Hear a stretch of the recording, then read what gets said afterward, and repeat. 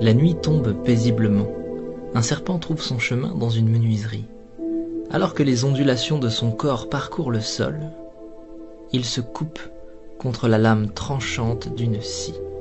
Le serpent se dresse et frappe violemment la lame dentelée.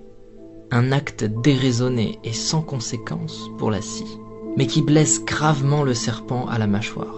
Aveuglé par sa rage et convaincu d'être face à un ennemi dangereux, le serpent entoure la scie de tout son long pour en venir à bout et la faire suffoquer.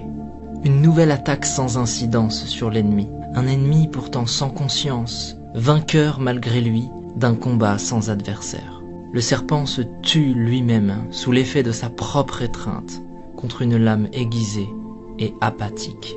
Ignorant, le serpent est mort dans un combat contre lui-même, tué par sa propre colère. Le message est fort ici. Souvent, lorsque nous réagissons sous l'effet de la colère, nous pensons que les autres nous ont blessés, qu'ils ont agi sciemment, et nous réagissons au quart de tour alors que ce n'est pas nécessaire. Nous cultivons de la rancœur et du ressentiment. Parfois même, nous espérons la souffrance d'une autre personne. Mais en faisant cela, nous ne faisons que nous couper avec la lame de notre propre rage. Et cette énergie malsaine que nous déversons autour de nous n'atteint personne d'autre que nous-mêmes. De tels sentiments sont souvent inoffensifs pour ceux dont ils sont la cible et profondément néfastes pour notre propre cœur.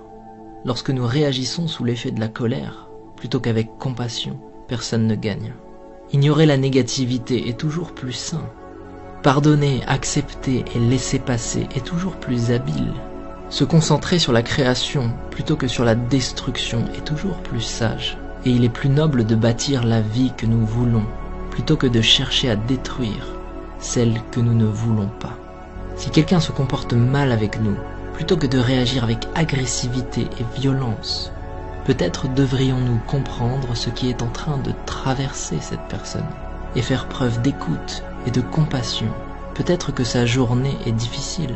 Peut-être que toutes ces journées sont difficiles.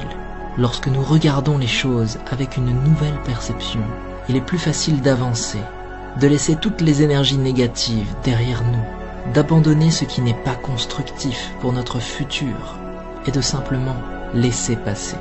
Nous devrions avancer avant que la colère nous consume et nous détruise comme le serpent.